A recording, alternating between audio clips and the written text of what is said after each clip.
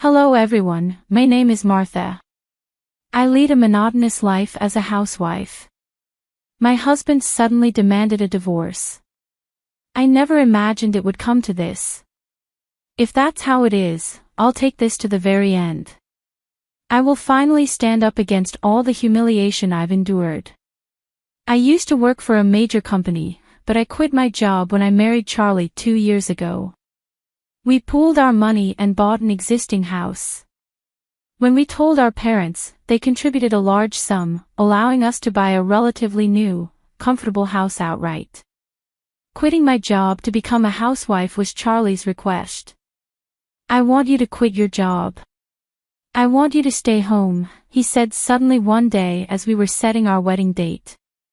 I didn't dislike my job and thought I'd continue working after marriage. I couldn't tell Charlie, but I actually earned more than him. While we could live on his income alone, we would be able to live a more comfortable lifestyle if we both worked. Not wanting to upset him by mentioning salaries, I responded non-committally, "But wouldn't it be better if we both worked until we have kids?" "Kids? It'll be fine. There are various financial supports from the government when you get pregnant, right?" "True. But wouldn't we have more sense of security if I also worked?" I said, "It's fine, we have savings, and I want you to focus on housework." My mom was a housewife, and my dad always said he could work hard thanks to her. Charlie was stubborn and wouldn't back down. I'd never thought much about it before, but this was the first time I felt troubled. I knew his mom was a housewife, but that didn't mean I had to be one too. Plus, with just Charlie's income, there would be less savings. To go this far, he seemed to be taking a strong stance on this. So, after several discussions, I agreed to quit my job and become a housewife. In addition to living expenses, Charlie promised me a monthly allowance of $300. He assured me he'd save as much as possible. The first year went by without issues. The budget wasn't ample but manageable with careful planning. About a year and a half into our marriage, Charlie suddenly said, "Martha, I need to cut your allowance to $200 starting next month." "What? Why?" Just as I said, things are getting tight. Why, we were managing fine before the company's not doing well and my salary got cut.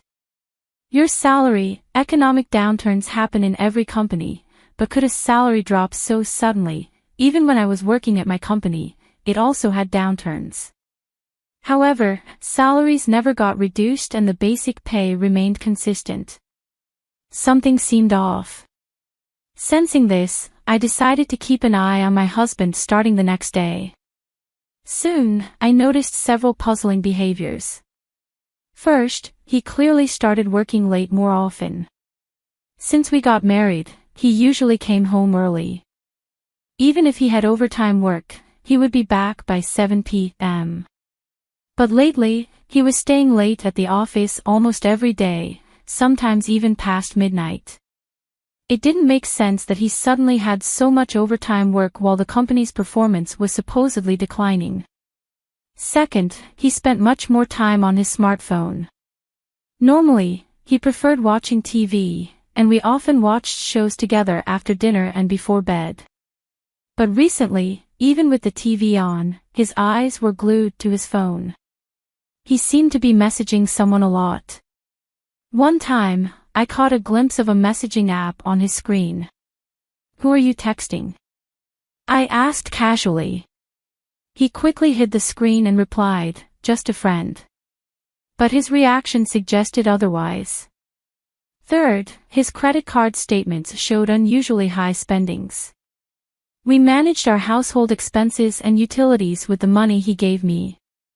Since our house was paid for, we had no mortgage, so any charges on his credit card were personal expenses. One day, while cleaning his room, I found a discarded credit card statement in the trash. The total was over $6,000. What on earth? Why is it so high? I saw charges for restaurants, movie tickets, and an aquarium. The biggest expense was a luxury brand item. Moreover, it was from a well-known brand that every woman would recognize. He had spent around $5,000 on that purchase. By then, it was clear my husband was having an affair. I had two options: confront him immediately or gather evidence first. If he was indeed cheating, divorce was inevitable. If I'm getting divorced, I should make sure I get proper compensation, I thought. So I decided to take my time and collect evidence of his infidelity. I visited a lawyer to ask for advice. I want to get a proper divorce settlement. How do I gather evidence? The lawyer explained what to do. Any proof of the affair is useful. Photos or videos of the act would be ideal, but that's difficult, right? Yes, I don't even know who the other person is. Many people hire private investigators. Also, it's crucial to save up some money. Money? The lawyer nodded and said, in cases of divorce due to infidelity, things rarely proceed smoothly. If the other party resists, it may go to divorce mediation, and alimony requests are often reduced. So everything requires money, is that what you're saying? Exactly.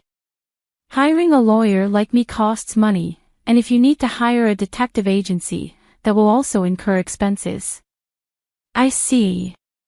But won't it seem odd if I suddenly say I want to go back to work? Yes, that's right. Nowadays, there are many jobs you can do working from home on a computer. If you say that it's for your own spending money, it won't seem suspicious. That makes sense. I'll think about it, I replied. So, I decided to start saving money for the divorce. When I told my husband I wanted to work from home, he nonchalantly replied, "Do what you want." He was probably so engrossed in his affair that he didn't care about me anymore. My anger towards him grew daily. At the same time, I hired a detective agency to investigate his affair. Meanwhile, I searched his room for evidence whenever he wasn't around. 6 months passed, and I finally had enough evidence to confront him about the divorce. Over these months, he had truly changed. "If you keep making such awful food, I'm reducing next month's allowance even more." "Hey, there's a wrinkle in my shirt." "You're useless. How can you be so incompetent when I'm the one supporting you?" He openly insulted me and treated me like a maid. His affection for his mistress had clearly eclipsed any love he once had for me. After sending him off to work, I went to my lawyer's office. I presented the evidence I had gathered and began the process to file for alimony. "You did well. It's almost over." These words from the lawyer made me tear up, but my heart was so exhausted. I wanted to divorce and get away from this life as soon as possible. After a quiet lunch outside, I returned home. It was still only 3 p.m. I thought I could relax a bit more before my husband returned, but when I opened the front door, I saw shoes that I was used to seeing.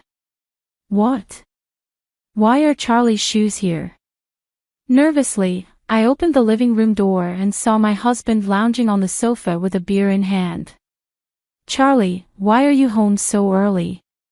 I asked. He replied cheerfully, "I quit my job." "What? What are you talking about?" "I'm going to live a wonderful life now." "Ha! What is this nonsense? Why did you suddenly quit?" I raised my voice and he glared at me, slowly approaching with his beer in hand. "Do you even know your place?" He looked at me mockingly. He was clearly drunk, his face red and reeking of alcohol. Dealing with his affair was already infuriating, and now he had quit his job without warning. This was beyond selfish. I held back my discomfort and responded quietly, "My place." "What do you mean?" "Of course, you don't get it. You're just a parasite living off me, so I can get rid of you whenever I want." "What are you talking about? I don't need a useless housewife. You can take this shabby house. I want a divorce now." This shabby house is the one our parents helped us buy. How could you? Shut up. I don't need you anymore. I have a new woman and money now. Something was off with his words. The new woman was obviously his affair partner, but what did he mean by money? Struggling to contain my anger, I asked him, "What do you mean by money?" "I won the lottery." "The lottery?" "Yeah, $500 million. I checked at lunch today, and I won. So, I quit my job and came straight home." "That's so irresponsible." "It's none of your business. We're getting divorced anyway, and just so you know, I'll cash in the prize after the divorce, so you get nothing." He sneered at me, watching my reaction. My anger flared up even more. My husband suddenly demanded a divorce. I never thought it would come to this. If that's how it is, I'll fight back with everything I've got. I'll clear all the humiliation I've endured. Looking straight at him, I spoke, "Fine then, leave this house immediately." "I will. I'll even give you $200,000 in alimony. Then put it in writing and sign it." "Oh, and sign the divorce papers too." Yeah. I can't believe you're actually agreeing to the divorce so easily." "Of course I am. I knew you were cheating on me." "Oh, you knew. Well, it doesn't matter. We're still getting divorced anyway." Charlie $200,000 in alimony and signed the divorce papers, then packed his things and left for his mistress's place. The next day, I took the agreement to the lawyer. After explaining everything, the lawyer confirmed that as long as all necessary information was included, even a handwritten agreement was valid. This meant that Charlie was indeed obligated to pay me $200,000 in alimony. With that, I proceeded with the formalities through the lawyer. The divorce papers Charlie signed were accepted by the courthouse, and we no longer had anything to do with each other. 3 days later, things took a sudden turn. As I was doing housework, my phone rang. It was my ex-husband, Charlie. The legal documents shouldn't have reached him yet, so what could this be about? Curious, I answered, and he started talking in a flippant tone. "Hey, Martha, about that lottery." "What about it?" "Well, actually, I didn't win the $500 million. "What do you mean?" "When I checked online, it turns out I was looking at last year's winning numbers, so it wasn't this year's winning numbers." "Yeah, that's right. So about the $100,000 alimony, can we just forget about it?" The absurdity of his request made me sigh. This reaction seemed to irritate him, and he started raising his voice. "What's with that attitude?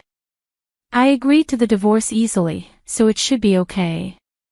Why are you acting so high and mighty? You're the one who cheated. You're at fault here. It's your fault for not being attractive enough anyway. I gave you the house and agreed to the divorce, so no alimony. Got it?" "Yeah, sure, as if I'd ever agree to that." "What?" Ignoring his dumbfounded voice, I took a deep breath. This was my moment to release all the pent-up frustration. "Don't mess with me. Why should I do whatever you say? Do you have any idea what I went through? How I felt when I found out about your affair? Do you know how that feels?" "Calm down. I didn't mean to hurt you, but really, you cheated, and now you say that. I was an idiot to marry someone like you. I endured this awful marriage for 2 years, so you're paying the alimony. I have the agreement right here. I'll make you pay every cent of that $200,000. The call abruptly ended, and he didn't answer any of my calls afterward. He probably had no intention of responding to me ever again, but I wasn't going to let him off the hook. I intended to drag my ex-husband and his mistress straight to hell. I had the lawyer send legal notices to both Charlie and his mistress. Soon after, I received a call from them begging for a reduction in the amount, but I ignored it. The mistress, furious upon learning about the mistake with the lottery win, broke off their relationship. By the time the certified letter arrived, their relationship had already fallen apart, and Charlie was eventually kicked out of his mistress's house. With nowhere to go, Charlie sought help from his parents, but they disowned him. Banned from their home, he was left jobless, homeless, and penniless. Now, he's desperately searching for both a part-time job and a full-time job that provides housing. Most of his income will go toward paying alimony, so his carefree lifestyle is long gone. He deserves to suffer for what he's done. As for me, the house was too big to live in alone, so my parents decided to move in with me. Living with my parents again isn't so bad. I realize that marriage isn't the only path to happiness.